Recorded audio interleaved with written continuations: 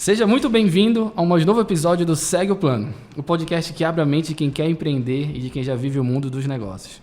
E hoje vamos conversar com Sandoval Alves, mestre e doutor em Direito, professor universitário da UFPA, procurador do trabalho, sócio da Petros e imortal da Academia Paraense de Letras. Seja muito bem-vindo, Sandoval.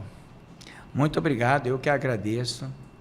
Realmente é uma oportunidade extraordinária que está dando, e nesse momento agradecimento é meu, porque você consegue dar oportunidade para as pessoas se esclarecerem e dizer um pouco de si para outras pessoas, que é um mundo de muita dúvida e tudo mais. Eu sou parte desse mundo e tento nesse momento mais interagir do que passar, mas naquilo que eu puder eu tento ajudar. A gratidão é toda minha. Cara, eu digo que, na verdade, as pessoas fazem uma gratidão invertida. Como assim? As pessoas, se eu te der uma xícara de água, você me agradece por eu te dar uma xícara de água. Não, eu que tenho que te agradecer por você ter dado a oportunidade de eu ser útil na sua vida e preencher alguma coisa que lhe falta. Essa é a inversão da gratidão. A verdadeira gratidão deve ser para o doador, não para o donatário, para quem doa, não para quem recebe. Eu devo lhe agradecer por isso. Cara, profundo. E é mais ou menos sobre isso que a gente vai falar hoje um pouco ou não? Para quem não sabe, vou adiantar o assunto. E antes, no off aqui, a gente já estava falando sobre filosofia, sobre pensar, sobre questionar. E era um tema que eu queria trazer há muito tempo mesmo. Filosofia e empreender. Para mim tem tudo a ver. Eu consumo muita filosofia, não filosofia muito profunda, mas eu gosto de ouvir, eu gosto de questionar, de ouvir. E o Sandoval está aqui hoje para responder uma pergunta. A filosofia, dentro do aspecto de empreender, funciona?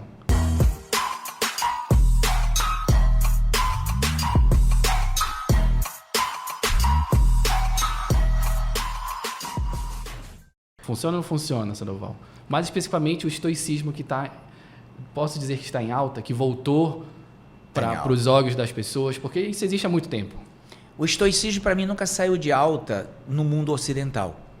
Como o cristianismo também, desde quando Roma conquista a Grécia e conquista o povo judeu, e esses dois pensamentos, que eu vou chamar, apesar de ser uma pessoa cristã, vou chamar de filosofia. Por quê? Porque a religião adotada por Roma foi o cristianismo e os mentores dos nobres romanos eram sábios gregos. Então era isso que fazia a discussão. E você faz alguma pergunta, e eu gosto de filosofia. Não sei se eu me autodenominaria filósofo, mas eu gosto muito de filosofia. E a primeira coisa que uma filosofia faz é tentar recorrer à etimologia das palavras. Porque na etimologia das palavras diz sua essência originária. Não quer dizer que a etimologia dita no início seja o significado que hoje nós usamos, mas entender isso é importante. Então você falou alguma coisa, por exemplo, filosofia e negócio combina? Filosofia é amar a sabedoria.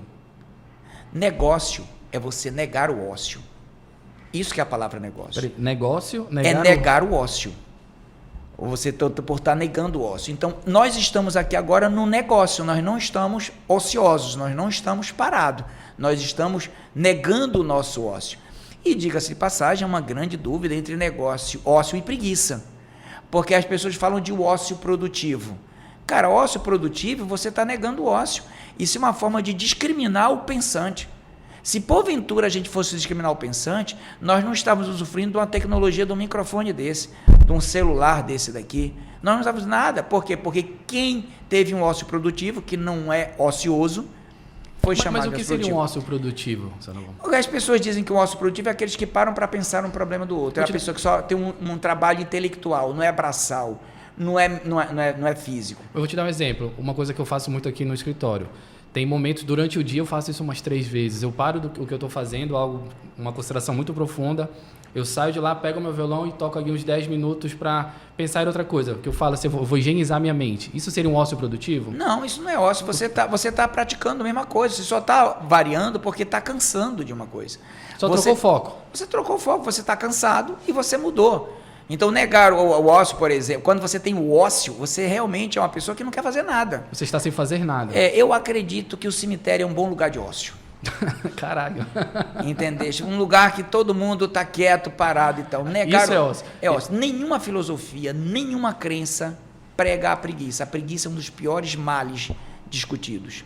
Preguiça, portanto. Portanto, eu não entendo que preguiça vem do caráter ou da natureza das pessoas. Com certeza é algum transtorno, alguma doença, alguma coisa, patologia, algo que efetivamente está afetando biológico ou psicologicamente essa pessoa. E é interessante o seguinte, portanto, tem conexão? Tem. Você falou alguma coisa interessante. Você é uma pessoa vinculada ao mundo dos negócios. Portanto, na sua etimologia, eu sou um cara proativo. Mas o negócio no significado que tem agora, de empresariar, eu não participo. Por quê? Porque realmente, o que é uma pessoa... As pessoas confundem a palavra empresário com empreender. Obviamente, você pode empreender. Empreender, você consegue distinguir para a gente nessa visão filosófica da... Lógico, o que acontece? Você, quando tem uma questão de empreender e preender, de colocar, você fazer um investimento, você está empreendendo e você não está empresariando. E o que é empresariar? É quando você gerencia, administra os fatores de produção. Quais são os fatores de produção? Recursos naturais, capital, dinheiro ou finanças, recursos humanos e hoje recursos tecnológicos. Antigamente só eram 3, agora com o avanço da tecnologia é tecnológico. É a pessoa que gerencia isso, é a pessoa que dá decisão, é a pessoa que se posiciona, é a pessoa que contrata, é a pessoa que não vai no banco pegar dinheiro, que vai pagar a conta. Eu posso botar hoje nas palavras modernas, seria um CEO da vida de uma empresa, é o cara que administra tudo isso aí. Diferente de um conselheiro que vai reunir uma vez por mês, por exemplo, ouvir o que está e dar seu posicionamento, a sua opinião. Conselheiro não é empresário. Conselheiro é conselheiro. E ele aconselha, entendeu? E o empresário, porque ele não toma decisão. Você imagina que você vai pegar alguma coisa, um psicólogo, você vai com um psicólogo. O psicólogo não toma decisão para você.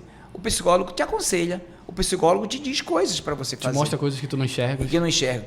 Você vai com o médico, ele faz uma prescrição médica. Você pode não tomar o remédio. É uma decisão tua. A decisão é tua. Você decide. Você pode decidir avançar um sinal na presença de um guarda de trânsito ou na ausência dele. A decisão é sempre sua. Se tem alguém que te inibe. Tem uma questão, portanto, então as pessoas muito me confundem, que tem porque eu sou procurador de trabalho e sou professor. Eu não empresario, mas eu tenho bons pensamentos, que eu acho. Não, tenho certeza, pô. Bons pensamentos acerca de algumas coisas sobre a vida pela filosofia. Cara, e pegando essa questão da filosofia, já trazendo para o meu mundo. Tá. Como é que a filosofia pode ajudar o empreendedor, Sandoval? Olha, exatamente. Então, o empreender é uma pessoa que nega o ócio, ok? Pronto. E aí, qual foi o significado que tem de empreender? Eu quero pegar meu negação de ócio e não quero tocar uma música para deleite, eu quero tocar uma música para atender necessidades humanas de pessoas que têm dinheiro que me paguem. Perfeito. Então, empreender, portanto, tem uma percepção de justiça que é uma justiça comutativa. O que é uma justiça comutativa? É uma justiça de igualdade de troca de prestações, ou pelo menos de equivalência, o que busca equivalência. Quando eu pago por essa xícara, eu tenho uma ideia que aquilo que eu estou pagando equivale aos custos mais a rentabilidade que a pessoa quis sobre aquilo. Isso é. Então, naquele momento, para quem eu ofereço essa xícara? Para quem tem recursos para me pagar. A partir do momento que eu percebo que alguém não tem, e eu pego e digo, essa pessoa precisa de um caneco para tomar água, e eu tenho sobrando, vou dar para ele, essa justiça ele é distributiva. Então, por isso que as pessoas dizem que é piegas, que são casos de Montepio, são fundações, que estão voltadas, ou função social da empresa. E aí vem a tua pergunta-chave. Onde é que filosofia envolve com empreender? Sim. Pois é, tudo a ver. Tem uma percepção para mim que hoje é uma grande maldade. Qual é? Como você tem um raciocínio, como você foi dotado, como você tem dom, Deus lhe concedeu, ou o universo, quem você acredita, você vê um animal diferente dos outros animais. Então, o ser humano é um animal diferente. Ok. E por ele ser diferente, qual é a grande diferença? Ele tem racionalidade. Ele consegue processar coisas do mundo que ele intercepta, que ele interpreta, e ele conclui outras questões. Coisa que muitos outros animais não têm. Os animais são instintivos. Não tem lógica, posso dizer. Não tem lógica. A lógica é um raciocínio humano. Exato, é um raciocínio humano. Como é que os animais reagem? Os animais, até tem uma pesquisa hoje dizendo, por exemplo, que os cachorros têm uma inteligência equivalente a uma criança de 2 anos. Mas ficam ali. Mas quais são os 3 princípios básicos que é de todos os animais? Primeiro princípio básico é da sobrevivência. O que é que você faz para sobreviver? Você procura comida, então você não tem preguiça para isso. Negócio. Por isso, exato, você procura para comida, por isso que você tem preguiça para fazer academia. Porque o corpo diz que você não precisa disso para sobreviver. São mil anos, muitos mil anos aí botando na nossa cabeça, na nossa genética, nosso DNA, que a gente só se exercita quando precisa. Exatamente. Então você vai se exercitar para isso. Você vai se exercitar se um animal te oferecer perigo, ou correndo ou atacando. Você usa todas as suas forças, você não vai ter indisponibilidade para isso. E você também para reproduzir. Cara, você nada um rio, passa um mar para fazer essas três coisas, para sobreviver e reproduzir. E o que lhe dá de dom biológico? Lhe dá gratificação. É prazeroso você comer, é prazeroso você fugir de uma ameaça, é prazeroso você vencer uma luta, é prazeroso você reproduzir, é prazeroso. Então essa é a percepção básica. Todos os animais têm, o resto é tudo intuição. É a intuição que tem. Agora, e o que é que vem a razão? Bom, se vem a razão do ser humano, é algo já que nos diferencia. Primeiro aspecto, você tem consciência de si? Nós dizemos que sim. Então você está aqui para quê? Qual é a tua utilidade? Você está aqui para fazer o quê? Qual é o teu propósito de vida? Qual é a tua missão? Parece até meio piegas falar em propósito, mas, cara, essa é a grande chave. Muito batido, né? As pessoas estão usando essa palavra de forma muito clichê agora. Tudo é propósito. Mas o clichê é algo que deve ser enfrentado. É esse que eu quero mesmo. É tipo assim, livro de autoajuda. Então vai ser livro de heteroajuda? Cara, tem que me ajudar. Quer dizer, então, que você pode me ajudar, mas uma pessoa escrevendo não pode. Uma pessoa estava dizendo o seguinte, o que é importante de eu ler um livro? Eu posso ler um livro de uma pessoa que já morreu, sem fazer uma sessão mediúnica. Até porque eu acho que o aprendizado mais barato é aprender a correr dos outros. Exato. Que é o livro de autoajuda, né? O cara traz experiência aqui para te ajudar em momentos parecidos, momentos, enfim. Perfeito. Então, o que é que nós temos essa premissa que você está colocando? Nós aproveitarmos o conhecimento, a racionalidade para empreender. Aí tem um grande, para mim, nos empreendedores, na vida que hoje, pela filosofia que eu tenho, tem para mim algo que nos traz muita ignorância. E como eu acredito em Deus, eu acho que Deus fica olhando assim e fica rindo. Como é que ele fica rindo?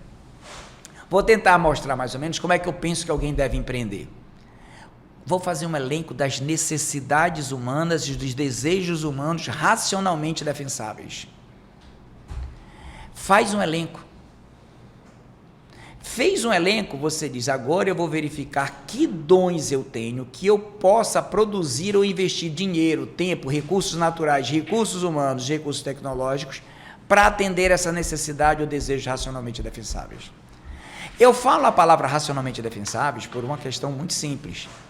Porque os desejos racionalmente indefensáveis não devem ser atendidos. Por exemplo, um psicopata, um serial killer, um pedófilo. Esse tem que ser afastado. Esse tem doença. Esse tem que ser afastado de qualquer maneira. Estou falando desse aí. Então faz um elenco. Você tem dom para isso? Tem. Tem dom para empresariar isso, empreender isso? Tem dom para fazer uma ideia sobre isso? Tem. Cara, então esse é um lugar. Segundo aspecto que tem. Então, se eu tenho dom, tem.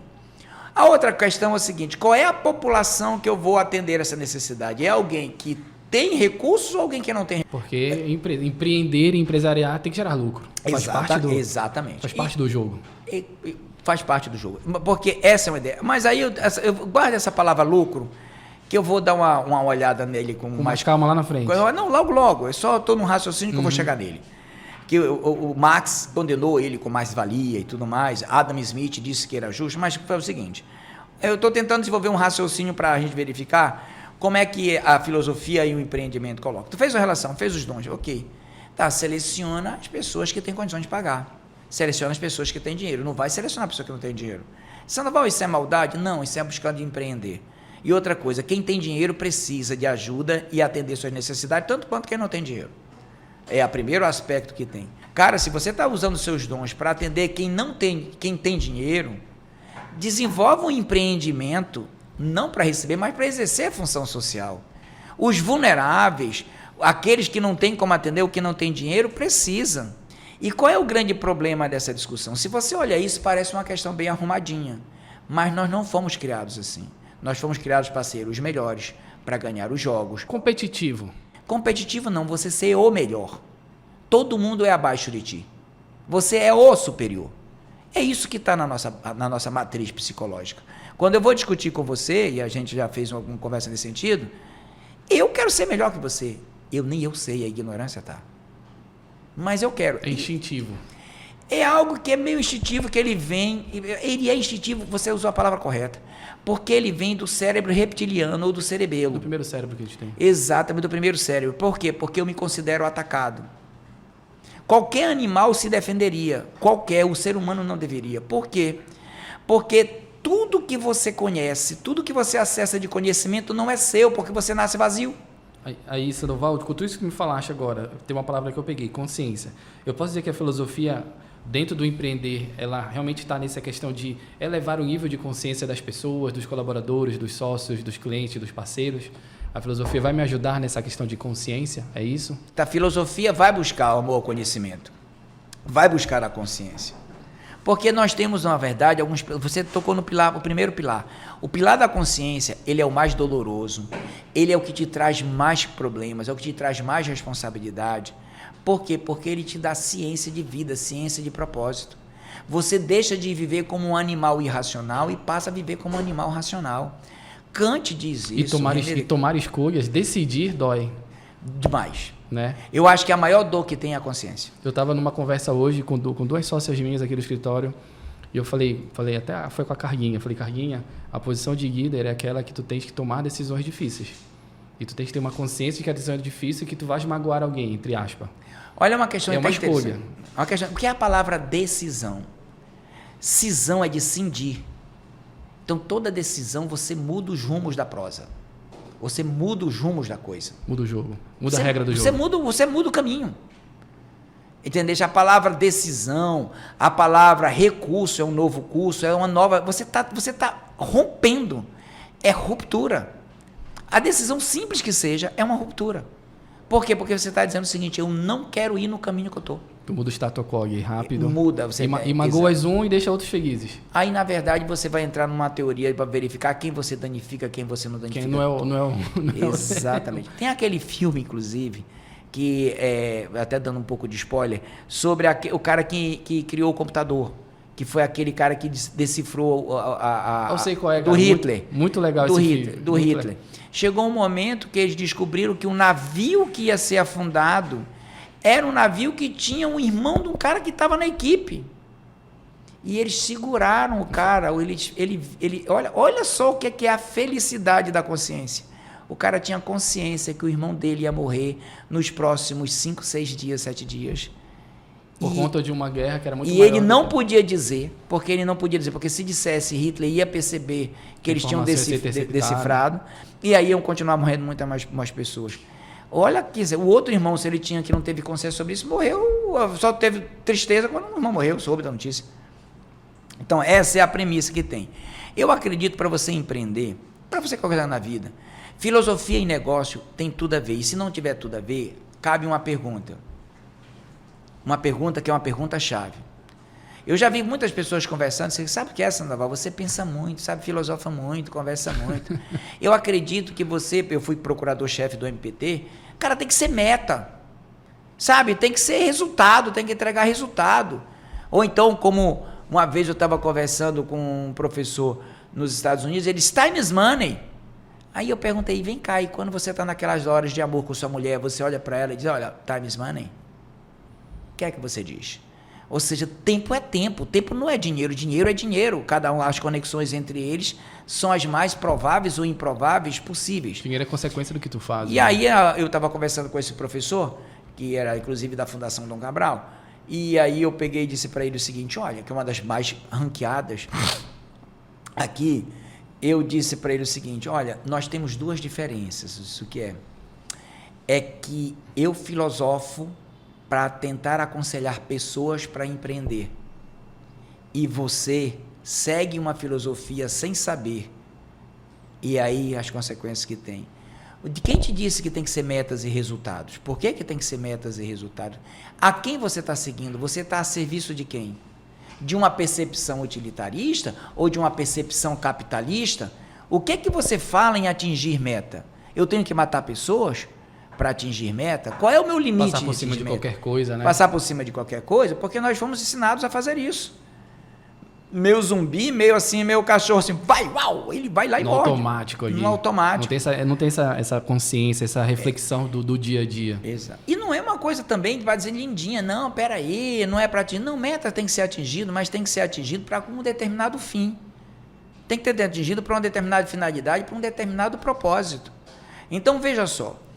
Olha só como tem brincadeira aqui, parece. Por exemplo, a gente está tomando café, a gente gosta de café, muito de café. A gente quer o quê? O café do sabor. Inclusive, fazendo merchan aqui, o Bruno está aqui presente, né? Bruno, café do Alquimista, cara incrível. Bruno é uma pessoa incrível que deveria, inclusive, estar aqui no meio dessa conversa. É uma pessoa que tem muito a contribuir. Isso é verdade. Sempre chamei, inclusive. Chame, pois é, pode chamar aí. Então, veja só, imagine o seguinte, imagina que o Bruno chega e diz, olha, as pessoas precisam de líquidos que o esperte, que dê paladar. Eu tenho o dom de café, eu tenho uma história com café. E aí ele vai dizer isso. Aí os pais dele disseram, não disseram, eu estou fazendo um faz de conta. Olha, tu tens que ganhar dinheiro. Aí ele pega o seguinte, olha, café não dá dinheiro, mas se eu torrar milho dá dinheiro. Cara, você está deturpando a necessidade das pessoas. Aí começa a coisa a dar errada. Não vai dar errado porque você está fazendo errado. Não está dando errado porque você veio aqui para servir alguém, você está servindo mal. Você está botando veneno, você está botando alguma coisa, você está prejudicando a pessoa. Na verdade, ele está servindo ele mesmo, né? Quando ele começa a deturpar as coisas em busca do dinheiro só e não está resolvendo problema nenhum, só o dele. Ele acha que é dele, só está trazendo problema. E vou lhe dizer uma coisa interessante. Thomas Stuart, ele escreve um livro chamado Hidden Power, ou Poder Oculto. Eu diria que seria a ciência do espírito. Tem muita coisa interessante para falar daria um podcast só para falar sobre ele. A gente pode gravar. Mas eu vou dizer o seguinte, ele diz o seguinte, tem 3 riquezas que o homem tem. Existem vários princípios espirituais. Existe um, que é da circularização. Não retenha nada. Não retenha. Se você retiver, se você acumular, se você quiser ser rico e acumular como o tio Patinhas, vai se dar mal. Veja o aparelho digestivo quando é retido, veja o aparelho respiratório. Isso não só para dinheiro, para conhecimento também, né? 3 riquezas. A primeira riqueza que ele diz é a riqueza espiritual. Se você tem riqueza espiritual, não retenha. Divulgue, passe. Por isso eu agradeci por você estar dando oportunidade. Se eu acho que tem alguma coisa sobrando, ele está doando. Você falou, tirar? Não, você não vai tirar, porque senão eu tenho que agradecer a dar oportunidade. Eu quero dar, não está tirando. Exato. A segunda questão que tem é riqueza intelectual, que é de conhecimento, que é de filosofia. Vai, cara. E a outra é riqueza material. Circula. Sim, mas e aí? Como é que eu faço então? Eu não vou só circular e não vou... Cara, se você circula, essa maré vai voltar para você em algum momento, e essas riquezas se interagem. Então a pessoa, quanto mais se trava, quanto menos, tipo assim, quando a gente vai para estudar, quando a gente era criança, adolescente, eu nunca tive isso, mas não, pega a matéria do professor e não dá para ele não dá para ela não, vamos ficar aqui, não, é porque ele pode passar no vestibular, o outro não pode passar, pode prestar atenção que os que divulgam... Cara, Sandoval, isso me lembra até algumas coisas que aconteceram, que eu vi acontecer, né? O cara vem, chega aqui, ele retém informação, quer ganhar sozinho, quer fazer tudo sozinho. Ele pode até um momento chegar e ganhar bem, mas não é perene, não é longo prazo. Perfeito. Ele cai. E você falou isso, daí você deu a resposta de quando você colocou assim, não, o cara quando pensa em ganhar dinheiro a qualquer custo, de qualquer jeito, ele só beneficia ele. Não. Ele dá uma sensação que eu diria que é a sensação temporária da felicidade do roubo adquirido. Eu roubei o banco. Comemora. Acabou isso daí. Meu irmão, a vida é um inferno. Polícia atrás, não se esconde, não pode gastar, não pode fazer porra nenhuma. Exatamente. Então, na verdade, ele ajudou quem? E aí eu vou dizer o seguinte, Jesus Cristo disse, eu vim para servir, não para ser servido. Se você olhar os orientais, os japoneses, ele tem um mocinho que fica fazendo assim. Todo mundo olha para aquilo, porque tem um olhar assim, que se dá bem, que você é rico, que não sei o que mais lá, todo mundo quer olhar aquilo dali e quer entender que aquilo dali é sorte, como se fosse um Aladim, uma lâmpada mágica que vai trazer um mundo de felicidade. Não é, aquilo dali trazendo uma coisa simples. Olha, se você servir alguém, as pessoas vão te servir. O que você entrega, você recebe de outra forma. O que você tira, tiram de ti. Exato. A energia, se o princípio é da circulação, uma hora ou outra a água te banha. A água te banha. E aí você vê, por exemplo, acho que a oração de São Francisco, que é dando que se recebe. Aí só que as pessoas entendem que aquilo é piegas. Então tem coisa que é séria. E sabe o que é engraçado, Sandoval, que isso me pegou? A gente fez um evento chamado GP Start. E lá Eu falei muito disso. Ó. É uma cultura aqui do escritório de dar antes de receber. É exatamente isso que tu estás falando. A gente cria o hábito de sempre a pessoa experimentar o nosso serviço, a gente não cobra, enfim, a gente dá muita coisa, entre aspas, de graça, mas é impressionante como quando a gente dá, elas querem trabalhar com a gente. Exato. E eu falo para todo mundo, Ricardo, eu não inventei isso aí, isso está na Bíblia. Está na Bíblia, está em vários pontos que tem. Se você verificar todas as filosofias que pregam, está dizendo isso. E tem algo que é mal, qual é? Principalmente no mundo empresário. Não vou falar o nome de negócio, porque negócio é um nome mais amplo, é uma coisa, mas o nome empresário. Não existe almoço de graça. Não existe jantar de graça. Não existe podcast de graça. Não existe podcast de graça. Então, o que isso quer dizer? Já está embutido que você tem que tomar um proveito. Cara, não te preocupa. Se você doa alguma coisa, alguém vai te doar. Não foca no dinheiro, né? Tem uma passagem bíblica que diz o seguinte: não se preocupa com o dia de amanhã. Eu alimento os pássaros, eu alimento os animais. Deus dizendo, por que eu não vou te alimentar? O estoicismo diz o seguinte: por que te preocupas com o passado e com o futuro? Veja, o passado e o futuro são aniquiladores do presente. O passado você revive o que você já reviveu várias vezes, você está ocupando o tempo de agora. E o futuro você está tentando expectar coisa que você não sabe que vai acontecer, que você não é evidente. E pior que tu pegaste uma parte que tá aqui no nosso script, né? A frase é, lembrar que tudo isso vai passar. Tanto a dor quanto o prazer. As pessoas se pegam muito nas vitórias, né? E ficam curtindo a vitória, mas vai passar também. Como um cliente que tu deixa, que tu perde, vai passar também. Então o estoicismo anda, já entrando no assunto do estoicismo, ele anda muito nisso aí, olha o hoje, curte o hoje. O estoicismo diz olha o hoje. Obviamente que inspirou algumas outras teorias, como outra coisa, como o materialismo e tal, que levou a outras consequências, e eu não estou fazendo crítica, mas que levaram outras consequências, mas o estoicismo, Sêneca dizia exatamente isso. Cara, não, se você pegar o livro de Sêneca, vai dizer, não te preocupa com o passado já viveu. Se você, porventura, está voltado ao passado, ele tem uma fratura emocional. Mesmo que você vá reviver o passado com alegria, tudo bem, você deu uma doce alegria para o teu presente, mas está matando a tua vida. É como se você vivesse 100 anos e vivesse só 10, porque 90 anos você viveu revivendo o passado. Vivesse 100 anos o mesmo dia. Exatamente. Então você acaba limitando o seu tempo. Agora, isso não quer dizer que você não tenha que olhar o passado e planejar o futuro. Isso não quer dizer. Logo porque quem entende a Bíblia, ou está dizendo de Gênesis para cá, está dizendo o seguinte: nós temos um grande plano de Deus e nós estamos vivendo ele. Você planejar, e o planejar, Ricardo, tem uma coisa interessante: planejar é muito audaz. Como assim audaz, Sandoval? É audaz demais, vou dizer. O vidente, ele sabe o que vai acontecer. Ele não tem destino, ele não tem gerência nenhuma sobre o destino. O planejador, ele diz o que vai acontecer. Tudo bem que ele não dá certo, mas ele só fica feliz se acontecer aquilo que ele disse que ia acontecer. Até chegar lá. É como se a pessoa meio que pegasse um pouco do DNA de Deus, sabe aquele negócio assim? Não é que amanhã vai chover, amanhã eu vou fazer chover. Vou dar um jeito e vai chover. Então o planejamento, exatamente, o planejamento é de uma audácia absurda. E para eu planejar bem, eu tenho que fazer uma boa análise do passado. Eu tenho que olhar as tendências presentes. É olhar, não ficar preso. Exatamente. Negócio. Negando o ócio. Exatamente. é você olhar para o futuro e ter uma percepção de tendência. Então, e você tentar verificar e ressignificar o que está para acontecer e o que vai acontecer de forma a melhorar. Que tipo de oportunidade se pode tirar? E oportunidade não é tomar vantagem. Por exemplo, na guerra da Irã e Palestina. Que oportunidade? Oportunidade de ajudar o próximo, oportunidade de fazer. E não é piegas, pode até ser vendendo. Tem gente que tem dinheiro e pode fazer isso. Tem gente que não tem dinheiro e pode fazer isso. Isso é um olhar diferente, é um olhar que o empreendedor tem que ter. Eu tenho um amigo que ele foi empreender, ele era um grego, nasceu na Itália, ele era diplomata, o pai dele, e ele viveu muita coisa. Coisa que o brasileiro não coloca, ele passou uns 2 anos, ele foi para os Estados Unidos. Ele verificou um tipo de produto que ele achava que deveria colocar, comercializar. Ele verificou qual era o preço da gôndola. Ele foi para o distribuidor do supermercado, verificou qual era o preço que o distribuidor passava para o supermercado. Ele veio para a empresa e foi para o mato para verificar como era que se pegava os frutos, como é que se processava os frutos, qual era o custo, para saber toda a cadeia.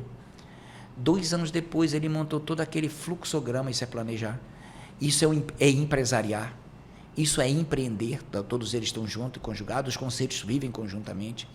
E depois, 2, 3 anos depois, ele montou o plano dele de negócios. E negócio de empresariar. Com clareza, porque sabe exatamente de onde vem, como vem, quanto custa. Conheço ele até hoje, é bem sucedido, mora no Pará, uma pessoa extraordinária, muito amiga minha.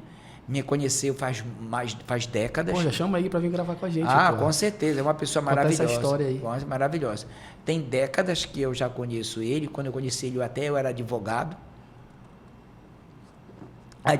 e eu sempre apreciei. Mas nós brasileiros, nós temos tão impregnado a ideia de que nós temos que tomar proveito das situações, e proveito para a gente, não para o outro, que a gente quer para amanhã. A gente vive na esperança de um dia que eu digo é 24 horas, não é um dia qualquer. A gente acha que vai ficar rico no outro dia. Cara, Sandoval, pegando um parêntese aqui, de onde tu achas que veio isso? Porque essa sensação eu vejo todo dia, eu tenho. O cara, vou abrir um negócio, parece que abrir um negócio vou ficar rico amanhã. De onde surge essa loucura, velho? Porque, porra, a gente sabe que não é isso. Cara, você fez uma pergunta de saber. Eu não sei, mas eu tenho algumas pistas que eu acredito. Primeiro aspecto que tem, o estoicismo dá algumas explicações e o cristianismo mais forte ainda. Nós viemos de uma crença, e muitos de nós somos judeus, outros árabes, que nós temos muita proximidade com os deuses. A gente bate papo com Deus. Moisés bateu papo com Deus, Abraão bateu papo com Deus, Maria bateu papo com Deus, José bateu papo com Deus ou com os anjos. Cara, então essa ideia é uma ideia muito imediatista, é muito mágico, é muito amanhã, sabe? Então nós temos uma premissa de que qualquer problema que você vai ter, você diz o seguinte: oh meu Deus, me traz uma solução. E mais, e quando acontece alguma coisa que drasticamente se opõe a tudo isso, você amaldiçoa Deus. E a culpa é do outro ainda, né? A culpa é do outro, porque Deus levou aí fulano, porque levou Beltrano, como se Deus tivesse...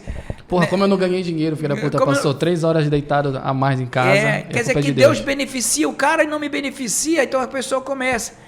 Eu acredito que essa meia cultura meio judaica, arábica, essa cultura um pouquinho de agente muito mercantilista, muito de troca, de conseguir a coisa, de ter alguma coisa que vai... Sempre ganhar em cima de alguém. Sempre ganhar em cima de alguém, nos torna assim muito imediatista.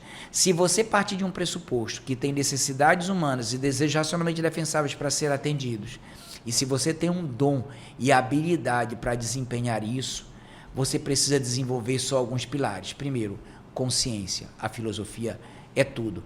Qual é a diferença de uma pessoa que empreende ou empresaria filosofando? Ele sabe o que quer e sabe para onde ir. E sabe como ir. Como ir. E a pessoa que não sabe disso é um instrumento que está sendo guiado pelas crenças que nós viemos na sociedade, no sentido de que seja rico, seja poderoso e tudo mais, infla o nosso ego, então a gente explode o nosso ego e a gente começa a atropelar a vida das outras pessoas. Eu não acredito que as pessoas egocêntricas, egoístas, é uma pessoa que é mau caráter, elas fizeram aquela crença, elas estão reproduzindo aquela crença. Ela foi educada daquele jeito. Precisaria de consciência. Eu não ia chegar. Foi a consciência que colocaram nela, porque somos frutos de outras consciências. Ou ausência de consciência. É muito engraçado, você falou da Academia Paraense de Letras, e a escrita foi uma das maiores invenções. Revolucionou a humanidade, né? Pois é. E teve uma discussão, por exemplo, entre um deus egípcio e um rei egípcio. Era Amon, esqueci o nome do rei agora, dizendo o seguinte: qual é a maior versão da humanidade? E ele disse logo: a escrita. Ele disse: você está enganado. A escrita lhe aprisiona. A escrita lhe prende. A escrita não tem diálogo. Você, quando lê alguma coisa, quando contesta uma coisa que está escrita, você não tem alma para devolver. Então, na verdade, ele te aprisiona, mas ele permite que você acesse outros conhecimentos. Ele diz: qual é então a escrita que serve? A escrita que vem com a alma de provocar em você os questionamentos, porque aí ele tem a alma do diálogo, a alma da dialética, a alma de fazer e colocar. Então, se você tem consciência, tem. Você tem consciência que você tem dom? Tem. Você tem consciência que você tem habilidade? Tem. Você tem consciência que alguém precisa? Tem. Necessidade, desejo? Tem. Ok, se você tem, pergunta é, você tem competência para fazer isso? Mas isso é um nível de consciência muito alto para essa autorreflexão, que é a filosofia. E nem isso garante. Exatamente. A filosofia, e tudo isso aqui é um processo de pensamento sobre o empreender. A competência. A competência, dá para a gente falar um outro podcast, cada um desses aqui, sobre a consciência e competência, mas vou falar resumido. Competência tem duas. Ou tu aprendes a fazer ou tu compras feito. Ou tu contrata alguém. Pois é, que é compra feito. Pois é. É, exatamente. Ou Cara, seja, eu tô adorando isso. Ou você compra feito. Ok. Qual é aí? Eu compro. Exatamente, não tem muita saída. Quantos anos demora para você fazer uma faculdade? X anos, cara, para você aprender a fazer, não sei o que, eu quero aprender a fazer. Olha, já tem um doutor, cara, ele é caro pra caramba. Mas já é feito. Então, tenta verificar se a conta paga. Depois que eu tenho isso, eu tenho a palavra comportamento, que são as competências comportamentais. Que chama de soft skills hoje em dia. São muitos soft skills que tem, porque a ideia que tem aí é o seguinte: o que eu tenho de relacionamento? O que é que eu tenho de independência? O que é que eu tenho de empatia? O que é que eu tenho de relacionamento? Quais são minhas competências para me relacionar com os outros? Porque eu só posso ser uma pessoa muito consciente, muito competente e ser uma pessoa antissocial. Ter traumas, fraturas emocionais e meu comportamento detona os outros três. Se eu tenho consciência, competência, habilidades comportamentais, eu posso assumir responsabilidade. E ser líder. Liderar alguém, empresário, empreender. Até ser liderado. Até ser liderado. Porque você pode conscientemente dizer, eu não quero liderar. Essa liderança não cabe a mim. E tu queres que eu te diga? Nós temos mais liderados do que líderes. Precisamos ter, inclusive, né? A vida é isso. Sandoval, qual é o mais importante? Não tem importância. É um sistema de conexão e interdependência. Cara, se tu falar de liderados e líderes, eu lembrei de um cliente. Cliente não, de uma empresa que eu fui. Eram vários sócios. E aí, nitidamente, tinha, como dizem popularmente, mais cacique que índio. Acabou. Só tinha líder lá. Nenhum era liderado. Não vai para lugar nenhum. O nome disso é o Deus que criou o universo para os gregos. É caos. Sabe como eu imagino? Eu imagino assim, 4 cordas, cada um puxando para um lado. Não sai do lugar. Exatamente. Não tem, é briga. O nome disso, inclusive, para um filme de empreendimento, chama-se fenômeno de entropia. Quando os líderes não chegam a um consenso. Entropia é quando um empreendimento como um prédio implode, como uma árvore que o cupim come, cai por dentro. Aonde eu quero chegar, que é outro ponto dentro do estoicismo que eu queria te ouvir e aprender contigo, que é mudar a sua perspectiva sobre as coisas ruins. Isso é uma coisa ruim, a gente tem noção, o empreendimento parou, está ao ponto de começar a quebrar. O que o estoicismo e como é que tu enxerga essa questão de mudar a percepção do ruim? Porque eu vou te falar, eu adoro... Não vou adorar uma palavra forte, mas eu gosto quando acontece algo de errado porque me chama a atenção para alguma coisa que eu deixei de fazer. Aí eu melhoro. É mais ou menos por aí que o estoicismo vai? Na verdade, o que acontece? Nós vamos admitir que nós somos 8 bilhões de pessoas. Vamos admitir que nós temos 8 bilhões de competências. Nós somos 799 bilhões, 999 milhões, 999 incompetentes. Então, nós temos muita zona de incompetência. O que isso quer dizer? Que se tua competência está falhando no empreendimento, significa que as pessoas não estão precisando. Máquina de escrever não precisa mais. Foi avisado para a máquina de escrever. A Olivetti foi avisada antes. Cara, que foda. A Kodak, aquela máquina fotográfica, foi avisada antes. A Nokia foi avisada antes. Por que eles não olharam para o avanço que estava tendo? Estava mudando as necessidades. Se eu mudei meu plano de atuação de necessidades e desejos, por que eu não atendo para mudar? Por que eu tenho que ser egoísta, querer ser vaidoso e orgulhoso e segurar? Então, qual a primeira premissa? Saiba que se você está se dando bem num negócio ou qualquer coisa que você está fazendo, você é muito cego. Porque tem 7 bilhões, 999 milhões, 999 mil, 999 coisas que você não está enxergando. Resumindo, gente pra porra. Que você não está enxergando. Aí, qual é o primeiro sinal? O universo começa a dizer, as vendas estão caindo, a instituição não está sendo tão atendida. As metas não estão sendo batidas. Exato. Por exemplo, a Universidade Federal do Pará passou por crises agora recentemente. O Ministério Público do Trabalho passou por crises recentemente. Isso é uma forma de empreender. Porque empreender não é só dinheiro e tudo mais, é empreender para atender alguma coisa. Então, o primeiro aspecto que tem é você compreender que se está tendo sinais, tem alguma coisa que você não tem. E aí o que acontece? A pergunta-chave: qual minha cegueira? Mas aí onde eu quero chegar contigo, Sandoval? Por que as pessoas tendem a não querer ver ou a se questionar quando acontece algo ruim? Eu até botei um exemplo aqui, é levar o não de um cliente. Por que a gente não gosta de ouvir esse não? Egoísmo. Eu vou falar de egoísmo, porque alguns chamam de egoísmo, outros chamam de vaidade, orgulho. Eu não quero me ater à etimologia da palavra. Para mim dói. É uma coisa que dói. Incomoda. Dói por quê? Porque você não se sente, você não se considera, não se aceita sendo rejeitado. Você está sendo despertencido. Alguém está dizendo, você não vale para mim. Isso machuca. Isso machuca demais. E aí o que acontece? Só machuca quem quer ser o Todo-Poderoso. Porque quem veio para servir, vem a pergunta: se eu não te sirvo com água, eu te sirvo com café? Cara, que foda.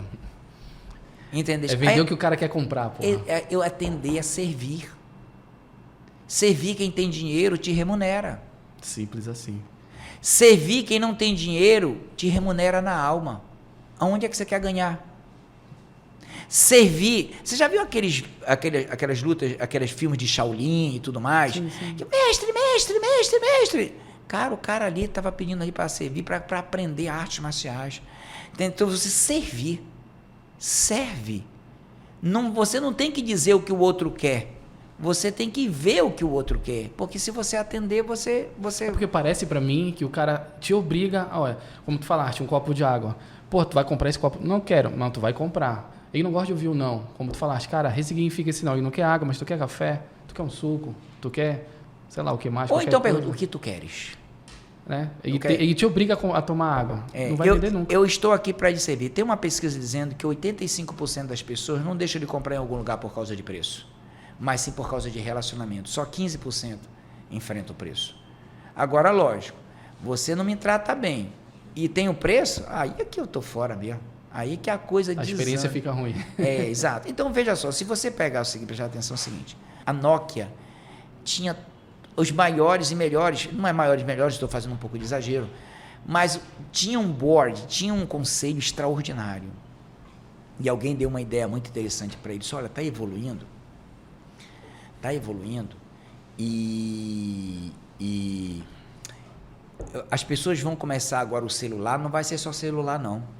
O celular agora não vai ser só telefone, vai ser computador, vai ser GPS, vai ser tudo. Aí eu não estou lembrado agora de cifra, mas vamos admitir que a Nokia valesse 800 milhões. Estou dando um exemplo qualquer. 80 milhões, sei lá. Estou dando um valor qualquer que eu não lembro. E aí ele disse, é verdade.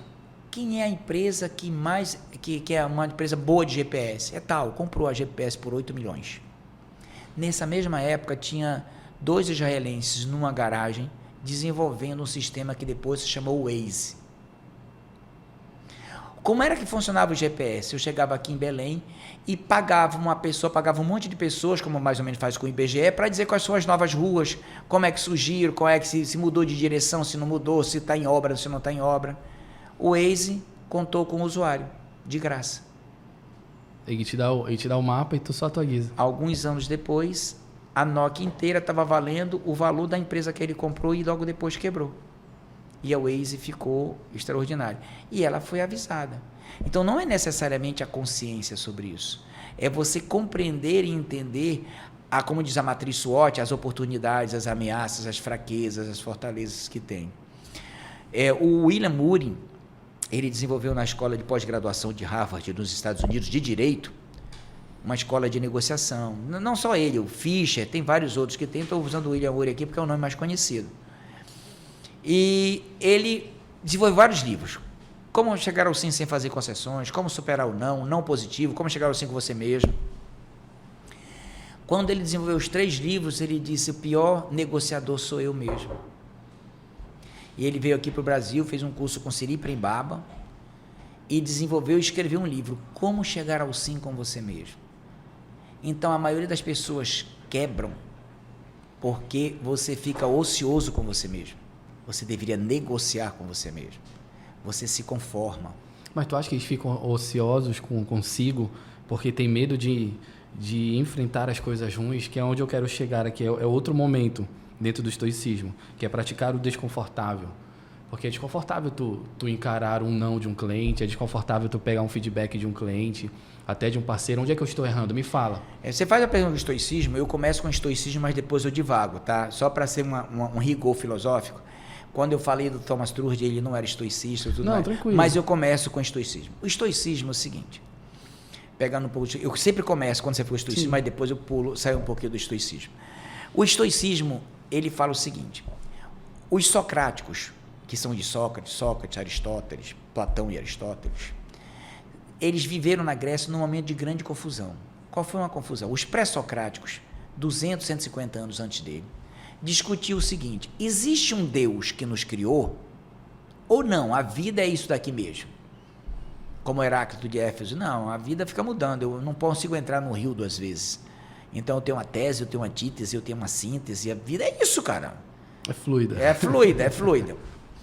E chega lá, e Sócrates e Platão e Aristóteles, eles se filiam ao que eles são monistas, que tem um Deus único que cria sobre isso. Então, inclusive, uma das acusações de Sócrates é porque ele acreditava num só Deus.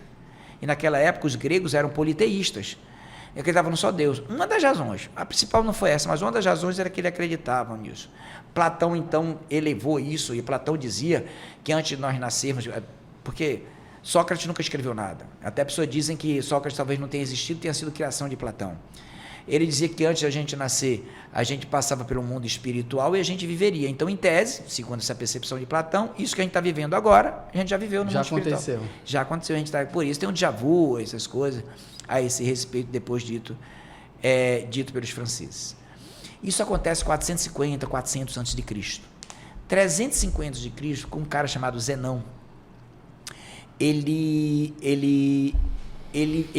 funda o estoicismo. A pergunta é, quem criou o mundo que nós vivemos? Foi um Deus ou não? Ele disse, eu não quero saber disso. Pouco me importa.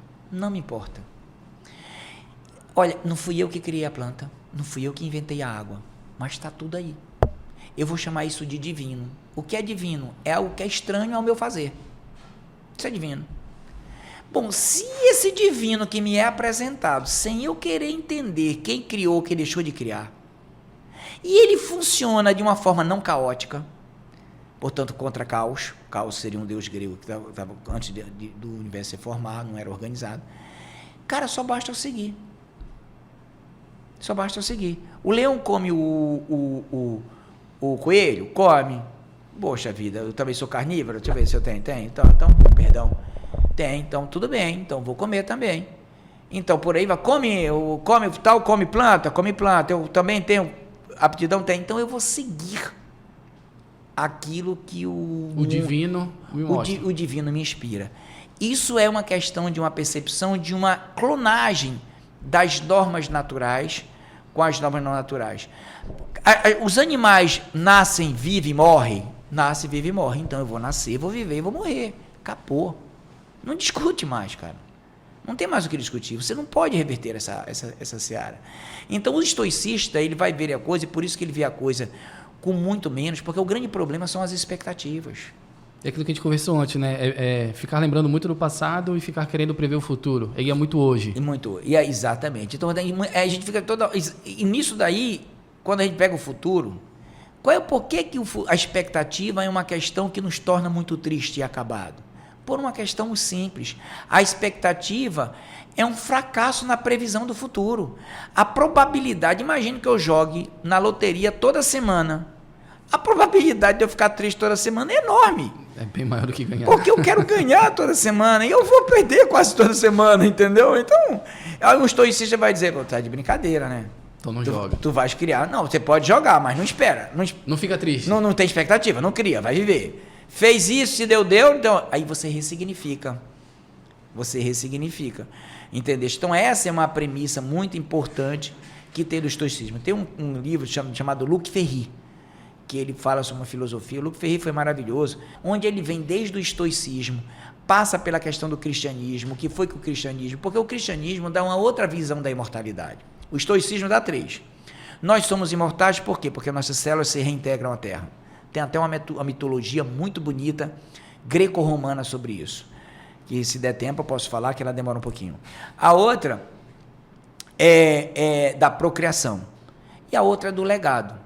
Quando o cristianismo chegou, disse, não, se você fizer tudo certinho, você vai viver no paraíso com Deus. A nossa imortalidade, portanto, é pós-vida material. E nós geramos essa expectativa. Do mesmo jeito são as pessoas que são islâmicas também, que acreditam num Deus, tem suas imortalidades. Tem paraíso, suas imortalidades.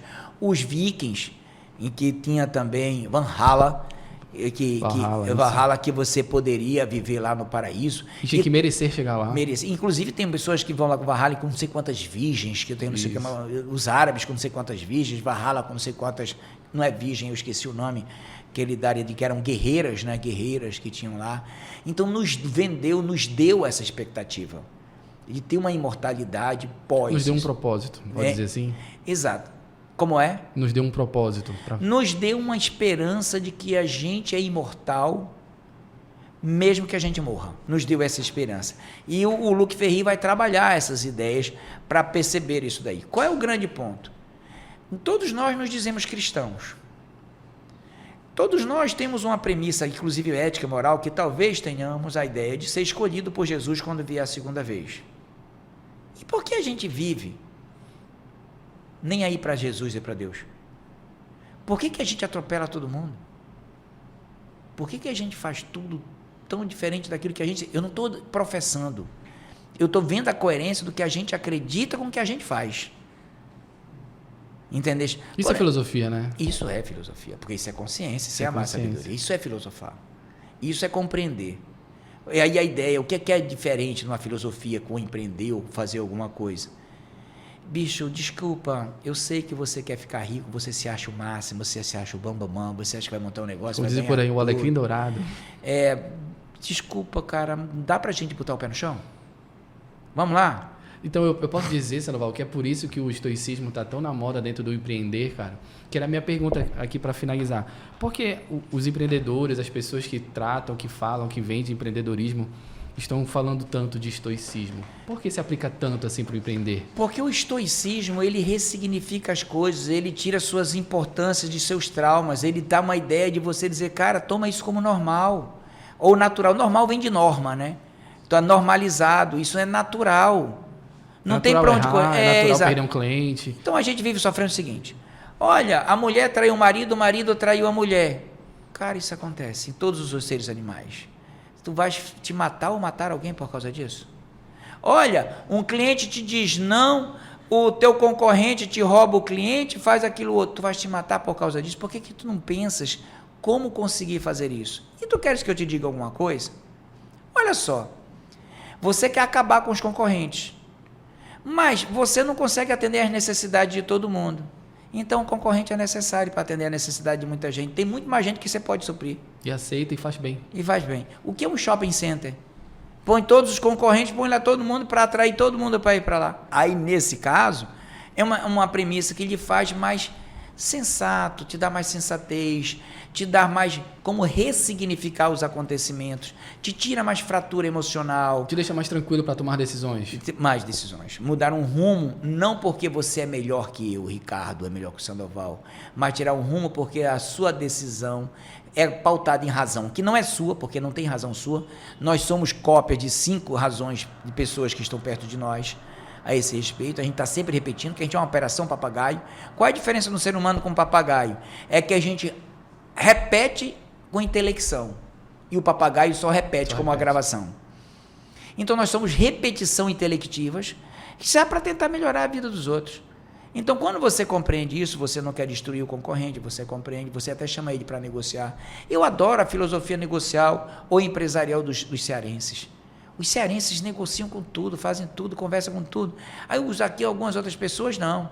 não querem saber. Inclusive, eu adoro os cearenses, meu primeiro sócio é cearense, graças a Deus. Cara. Eu também gosto, às vezes sou paraibano, paraense naturalizado, adoro, mas eu estou falando da forma que tem deles tentarem conversar. Então, a conversabilidade é a melhor forma. Átila era uma das pessoas que podia ter derrubado o Império Romano. E ele não derrubou o Império Romano porque o conselho do reino dele não fez um acordo com uma nação vizinha, um povo vizinho, que tinha tudo para atacar Roma.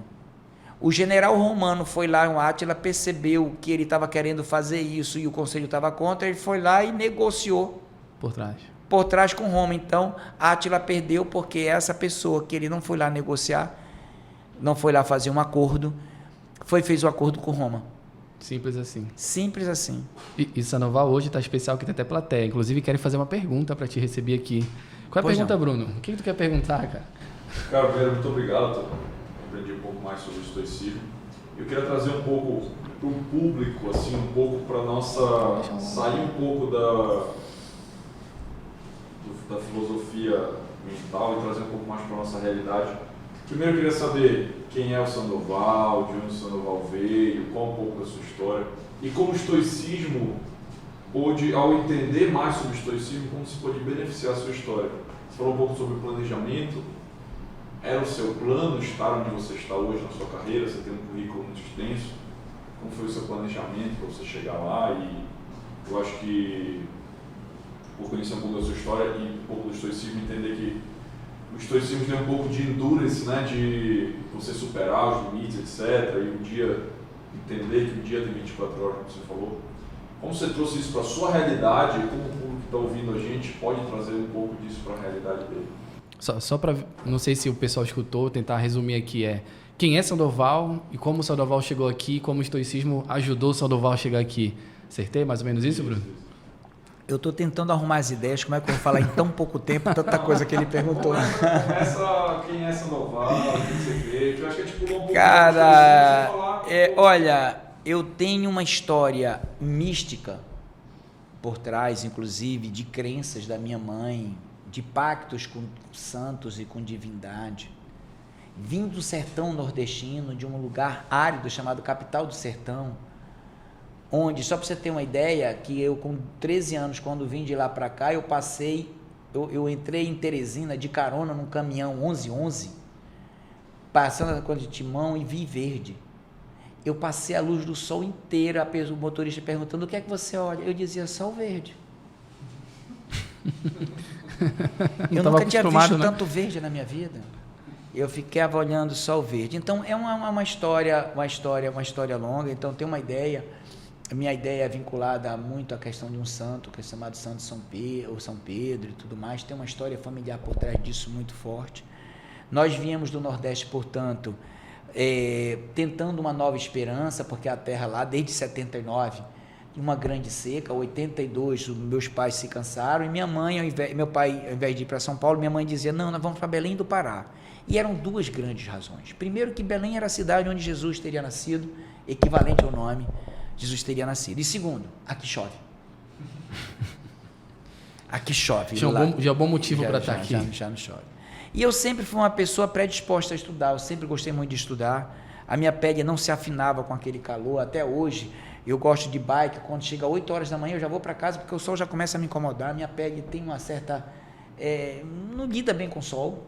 Eu gosto de coisa clara, mas o sol incomoda um pouco, e obviamente eu não tinha aquela predisposição de ir plantar, de ir procurar gado, de vaqueiro, de não sei o quê, não tinha aquilo. Eu não tinha aquilo e eu queria muito, era estudar, tinha uma predisposição. Estou fazendo pulos quânticos aqui, a gente pode marcar um outro momento para a gente falar sobre isso, que eu acho que é uma questão histórica interessante. E cheguei aqui, eu me peguei a estudar. Eu vim para Capanema, um professor disse, você não tem condições de fazer direito, a gente não concorre, e ele tem razão. Ninguém lá teria condições de fazer direito, só passou em direito quem veio estudar em Belém. E eu fiz ciências contábeis, tentei mudar para direito, não consegui mudar nos primeiros anos por uma falta de um documento qualquer, me formei em contábeis, fiz uma carreira, vim para direito e segui uma carreira jurídica, e ao mesmo tempo, naquela questão mística, me foi dado a incumbência pela minha mãe, ou pelo menos eu acreditei que aquilo aconteceria, de tirar a família de uma vida miserável, de uma vida de uma vulnerabilidade, de uma ausência de direitos muito grande, de comida, de roupa e tudo mais. E aí o que acontece? Aquilo permeou todo aquele meu estudo. Então, tudo aquilo eu tentava ajudar a família, tentava de alguma forma incentivar, instigar, botava para estudar, fazia um monte de coisa. Estou fazendo alguns saltos muito rápidos aqui. E eu me formei em Ciências Contábeis, fui professor de Ciências Contábeis, me formei em Direito, passei a ser professor de Direito, fiz mestrado, fiz doutorado. Só que a vida, você não tem uma vida pensando como vai acontecer, você vai construindo. Sim. A vida é um processo dinâmico de construção. E o estoicismo te ajudou nisso aí? Aí o que acontece? Fiz meu doutorado, vou estudar o quê? Estoicismo. Não sabia. Vou estudar o quê? E aí o que acontece? Eu estudando um livro sobre humanização do processo de execução, porque antigamente uma pessoa que era devedor, você tinha a morte civil, você virava meu escravo, você deixava de ser sujeito de direito e passava a ser objeto de direito. E a humanizar, e outra coisa, se você devesse mais cada um tinha direito de cortar em você em tantos pedaços quanto era a tua dívida. Então você teria a morte biológica. E as coisas que eram sua propriedade, como sua mulher, seus filhos, seus animais, também era, porque a família vem de fâmulos. Fâmulos é devido ao Senhor, que é todo mundo que é propriedade. Então a palavra família vem de uma forma muito pesada, que vem de fâmulos, que vem de escravidão. E lá estava dizendo que o processo de humanização se deu por duas correntes filosóficas: estoicismo e cristianismo. Eu disse, então é isso que eu vou estudar. E por que eu também disse por estudar? Ao mesmo tempo eu estava estudando psicologia sobre inconsciente coletivo. Quer queiramos, quer não queiramos, nós somos estoicistas e cristãos.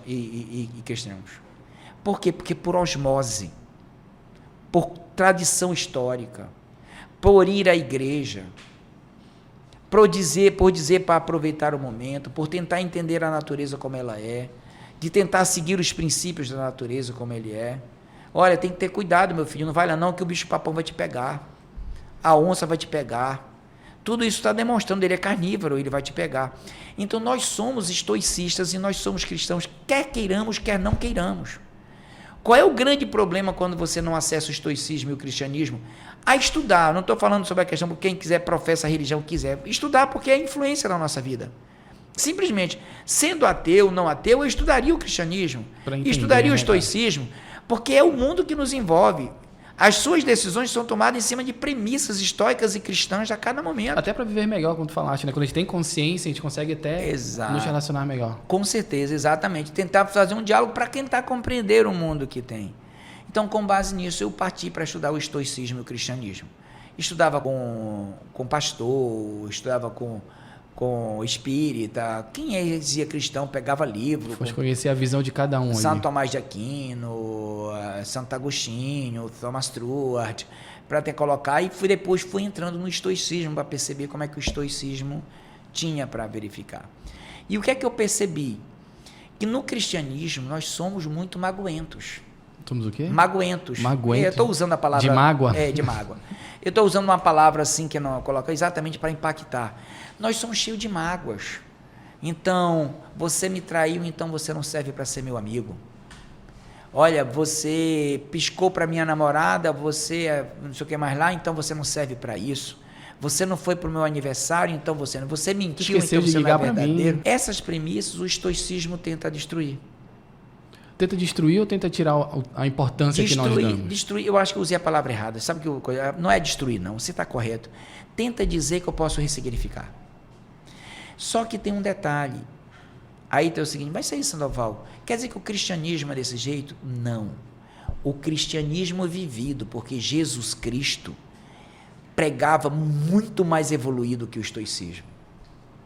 Ele dizia, se tu me bateres, eu vou dar a outra face. Se tu me traíres, eu vou te perdoar. Isso é ressignificar toda a parte ruim do que acontece. Toda a parte ruim. Mas como nós temos a expectativa de que nós somos um Deus, e a Bíblia até diz um momento, sabe por que a gente vive como se o mundo não fosse acabar? Como se nós não fôssemos morrer? Porque nós temos uma centelha divina. Se tenha como mais um, que você vive bem. Não se tenha como super cara, que aí você vai se dar mal, porque você não é. Imagine você vivendo contra 8 bilhões de pessoas. Você vai querer se dizer melhor que 8 bilhões? Cara, tu tira até o peso, né, daquela questão de ser o melhor, né? Tu não precisa ser o melhor. Seja você. Com certeza absoluta. É isso mesmo. Então, o que acontece? Quando eu compreendi suas ações com base nisso, olha, ele está fazendo tal coisa, ele nem sabe, mas está sendo estoico. Ele está sendo cristão. Você começa a meio que identificar as influências. Foi por isso que quando a pessoa chegou e disse para mim, porque você é muito filosófico, de que a nossa diferença é porque eu sei que filosofia eu estou seguindo e você nem tem ciência disso. E nem sei se é interessante falar com você sobre isso. Que é tão famosa a consciência que a gente sempre veio falar nessas últimas horas que a gente está aqui falando. Exatamente. No final é consciência, é nível de consciência. Nível de consciência. Nível de consciência. Conhece-te a ti mesmo primeiro e depois conhece ao próximo. Primeiro tem um detalhe. É impossível você conhecer o próximo. Você tem ideia do próximo com base na ideia do conhecimento de vida que você tem de si. Eu não consigo saber seu pensamento, mas se você me expressar com alguns sinais, seja expressões verbais ou não verbais, eu consigo, com base no meu conjunto de experiência e conhecimento, ter ideias sobre o que você está dizendo e me conectar, e vai que você até diz, não é exatamente isso. Platão dizia que o mundo das ideias era perfeito, o mundo que nós vivemos aqui é aparente. Então nós vivemos no mundo de mentiras, no mundo de aparência. Tem um sistema apodítico, tem um sistema sofista. Os céticos também têm uma concepção diferente sobre essa questão de existir verdade ou não. Então, se você tem consciência, competência, comportamento e responsabilidade, e se você acredita em verdade e justiça, você pode pautar a sua vida em verdade e justiça. Para quê? Para se relacionar com os outros com amor e sabedoria. Só para eu anotar aqui, é consciência, competência, comportamento, responsabilidade. Para você tomar decisões, empreender e fazer sua vida com propósito, com verdade e justiça. Então, eu posso resumir o nosso podcast aqui. E para quê? Nessa para você aqui. Relacionar com amor e sabedoria com outra pessoa. Então, eu posso, para resumir. Então, cara, desenvolve consciência, competência, comportamento e a responsabilidade. Acabou. Isso a gente está finalizando para... Tem a pauta de verdade e justiça, porque senão você pode desenvolver tudo isso e fazer o seguinte, eu quero ser um serial killer. E tá valendo. Não seja um serial killer. Pois é. Pode ser um pedófilo, entendeu? Se ele tiver tudo isso, não, mas eu quero ser isso mesmo. Aí é doente, não escuta a gente. Exatamente. Mas, finalizando, eu faço sempre a mesma pergunta. Para quem quer começar a estudar, para quem quer começar a aplicar isso no dia a dia hoje, o que tu falaria de forma bem prática, bem rápida, para alguém que está começando a estudar os estoicismos para aplicar no negócio? E começaria e faria o quê? Você está falando de estudar ou para começar um negócio? Para começar um negócio. Para começar um negócio não precisa ler estoicismo nem o cristianismo, não. Faz uma pergunta simples. Que dons eu tenho? E como é que você identifica um dom? Tenta verificar o que tu gostas de fazer. Vê o que tu amas fazer. O dom está no meio. Não quer dizer que tudo que tu amas é teu dom. Mas o dom está lá no meio. Eu vou dar meu exemplo concreto. Eu amo futebol. Então eu ia para o campo, mas eu era ruim.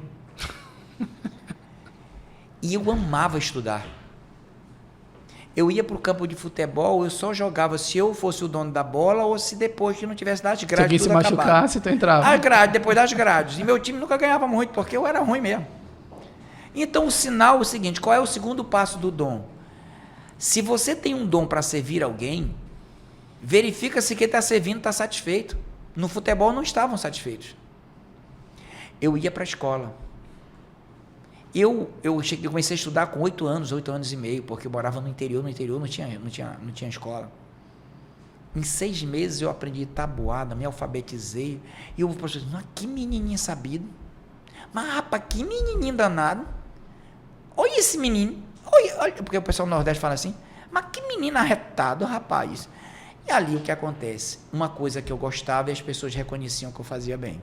E quando ia para tabuada, era na palmatória.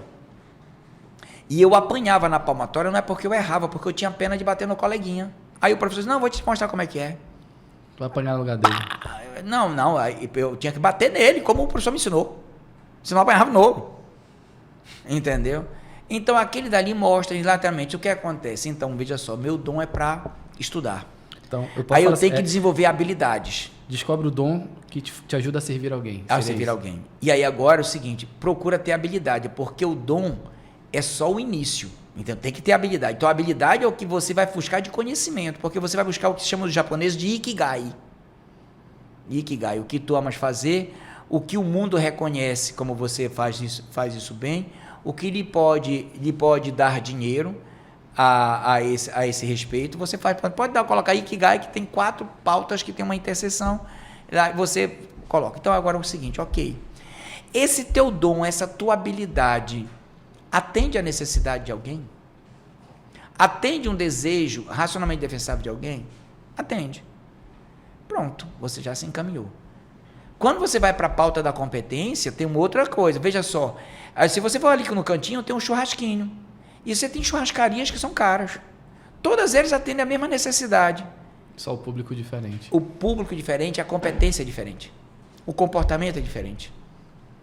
O que muda é isso. Então, você já tem consciência que você está no caminho certo, mas falta você se revolucionar na competência e no comportamento para assumir responsabilidade. E aí você consegue desenvolver. Então, de forma muito rápida.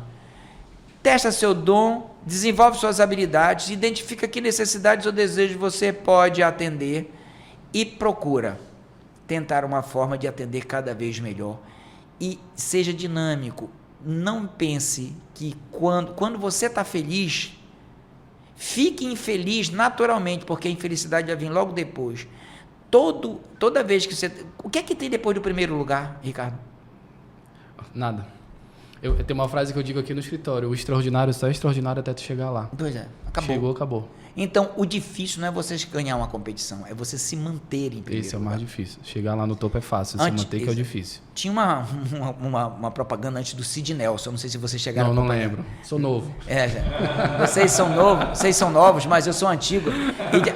O Sid Nelson dizia alguma coisa: você não ganhou o primeiro lugar, você não ganhou o segundo lugar, você perdeu o primeiro lugar. Agora, o que acontece? Quem está no segundo lugar, quem está no terceiro lugar é muito melhor que quem está no primeiro lugar. Não tem uma exigência muito forte, você tem algo a seguir, você tem algo a procurar até colocar. Tu tens um objetivo, né, cara? Tem um objetivo. Mas o primeiro lugar que tem é de competição. De repente, nem teríamos primeiros lugares, nós temos competição. Tem tanta necessidade, tantos desejos, que eu não preciso te tirar do mercado. Nós só precisamos estar juntos. Essa é, para mim, a grande pancada que tem. Eu, por exemplo, o meu grande negócio foi estudo, e eu sou professor, faço o que eu amo, sou da área de direito, estou no Ministério Público do Trabalho, é a instituição que eu escolhi para ser, porque eu consigo me desenvolver muito bem.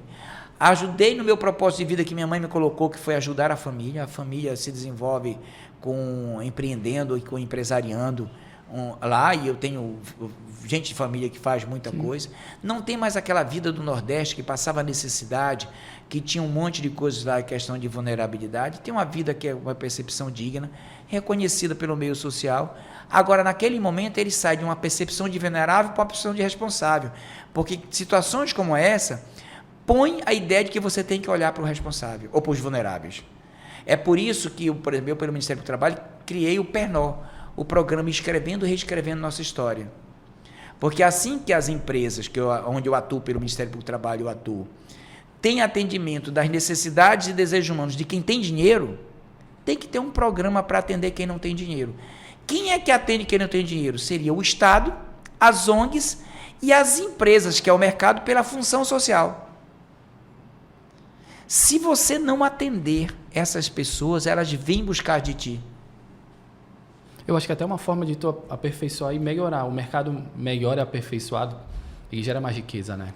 Mas você tem que ter fé e acreditar que se você se doar para atender as pessoas vulneráveis, no Pernol eu tenho 2 exemplos interessantes. Primeiro, um de um grande cantor que veio fazer aqui, teve uma vida da socioeducação e veio para cá, para a socioeducação, cantor de funk. Ele veio para cá de graça, para mostrar a experiência de vida das pessoas que estavam lá na socioeducação. E depois eu vi o depoimento dele. Depois que eu vim de lá, eu fui para lá, eu paguei passagem, não recebi nada, não recebi cachê, nada. Eu recebi convite para ir para a Europa, eu recebi... Cara, eu tô... O mundo conspira, cara. Exato. Por quê? É o que o Thomas Truard disse. Dá. Faz a dinâmica. Tinha uma outra menina que era de yoga, que a yoga faz um metabolismo cerebral, no sentido de fazer com que as pessoas que saiam do sistema penitenciário e da socioeducação não voltem a incidir. E ela passou a ideia do Vipassana, passou 10, 20 dias, 30 dias, tentando meditação com as pessoas que eram internas. E ela chegou e disse, doutor, eu estava passando assim, não estava bem, mas meu Deus do céu, como é que eu vou parar 30 dias de trabalhar, vou passar necessidade, não passei necessidade, e quando eu voltei, eu estou indo para a Europa, estou fazendo cursos não sei aonde, mas nossa vida está tendo prosperidade. Eu disse, o difícil é acreditar nisso. É o difícil só acreditar.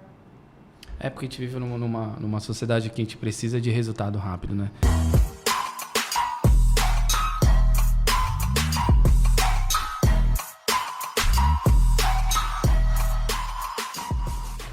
A gente está chegando aqui na reta final. Eu queria te agradecer, que foi uma aula. Eu acho que foi o podcast mais longo que a gente fez e passou bem rápido. E já deixar o convite aqui para tu voltares, tá? Para falar de qualquer coisa. Olha, a gratidão é minha.